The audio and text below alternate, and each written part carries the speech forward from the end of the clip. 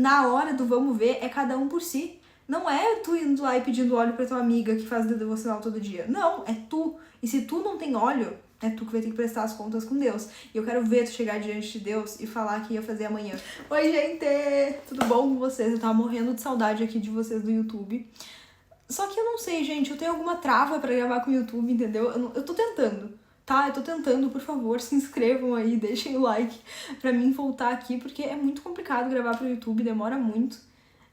Mas eu gosto, eu confesso que é uma coisa que eu gosto, entendeu? Eu gosto desse papo mais longo, digamos assim, porque no TikTok tu tem que fazer uma coisa de 15 segundos e ensinar a Bíblia inteira, é meio complicado, é difícil, entendeu? Enfim, sem mais delongas, hoje a gente vai falar sobre um tema muito importante que vai diferenciar os crentes dos cristãos, então se tu quer saber qual que tu é, vamos tá vendo esse vídeo, porque é uma coisa que, depois que eu li esse versículo, esse capítulo, na verdade, da Bíblia, gente, foi um tapa na minha cara que eu nunca mais consegui tirar os olhos de Jesus sem me lembrar desse versículo, porque esse versículo chegava e falava assim, ah é?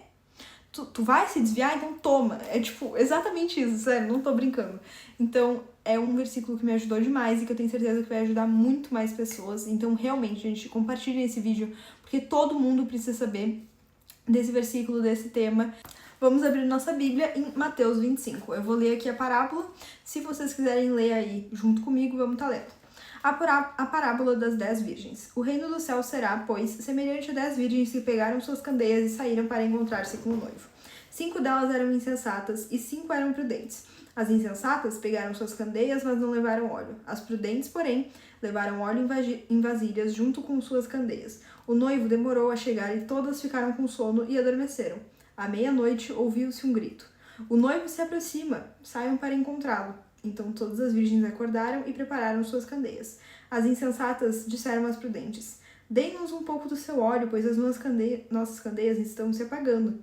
Elas responderam, não, pois pode ser que não haja o suficiente para nós e para vocês. Vão comprar óleo para vocês. E saindo elas para comprar o óleo, chegou o noivo. As virgens que estavam preparadas entraram com ele para o banquete nupcial, e a porta foi fechada. Mais tarde vieram também as outras e disseram, Senhor, Senhor, abram a porta para nós. Mas ele respondeu, a verdade é que eu não as conheço. Portanto, vigiem, porque vocês não sabem o dia nem a hora. Lapado! Para quem não entendeu, o noivo é Jesus, né? E as virgens somos nós. O que a gente tem que saber é se nós somos as prudentes ou as insensatas. Pra gente começar aqui, uma das maiores armadilhas do diabo é fazer tu se distrair e tu achar que tem o amanhã. Então, por exemplo, eu não tô muito afim de ler a Bíblia hoje, então eu não vou ler, eu posso ler amanhã. Não, tu não pode.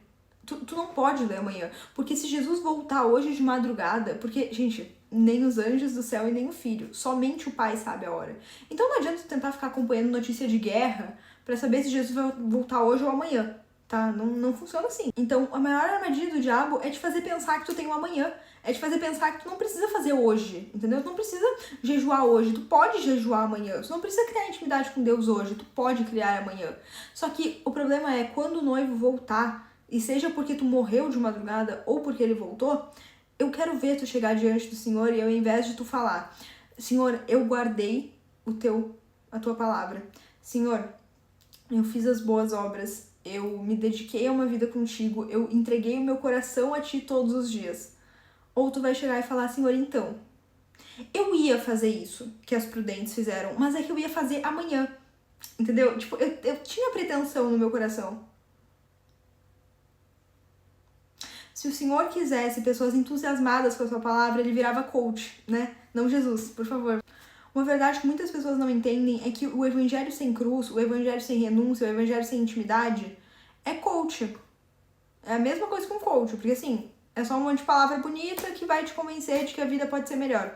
O evangelho não é isso. E se tu tá procurando um evangelho coach, por favor, reconheça o evangelho, tá? Leia a Bíblia e entenda que o evangelho não é isso, porque estão te vendendo um café com Deus Pai que não é verdade. A verdade é que a gente pode passar anos na igreja levantando as mãos e dando glória a Deus, falando que a gente é as pessoas mais cristãs do mundo, que a gente anda com pessoas cristãs, que a gente é amigo do filho do pastor, sei lá o quê. Mas será que quando o noivo chegar, a gente vai ter óleo para acender a lanterna? Ou será que a gente vai querer depender do óleo do nosso pastor? Que a gente vai querer pedir, ô Senhor, eu não tenho óleo, mas o meu pastor tem, então deixa eu entrar com ele? Na hora do vamos ver, é cada um por si.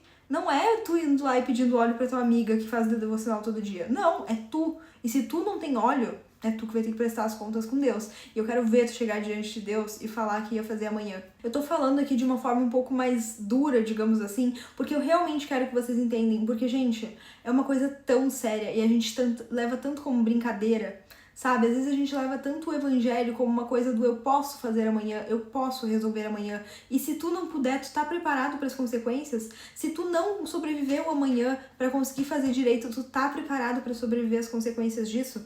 Porque, me desculpa, o Senhor não quer pessoas entusiasmadas, Ele quer pessoas que façam a obra. Tu não precisa fazer perfeito.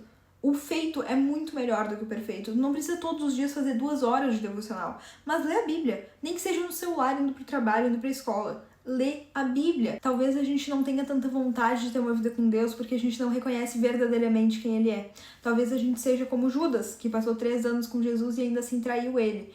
Judas não traiu Jesus porque ele queria trair Jesus, queria fazer alguma maldade, mas porque ele queria se salvar. Só que ele queria tão desesperadamente se salvar que ele passou 3 anos na frente da salvação e ainda assim não reconheceu ele.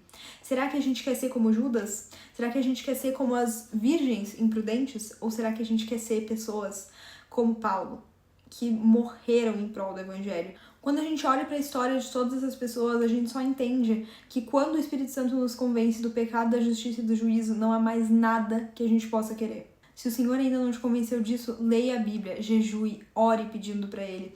Mas é uma sensação de tipo, Senhor, eu não sei por que tu me criou, eu não sei por que tu decidiu me amar, mas eu quero gastar toda a minha vida pra conseguir agradecer nem que seja 1% tudo que tu fez por mim. Porque o preço da cruz não é um preço estimável, não é um preço que a gente possa pagar, é graça. Graça é nos dar algo que não nos foi merecido. Então, a gente tem um anseio tão grande por tentar retribuir o Senhor algo que a gente nunca vai poder retribuir, mas que a gente tenta, porque a gente tem um amor por Ele.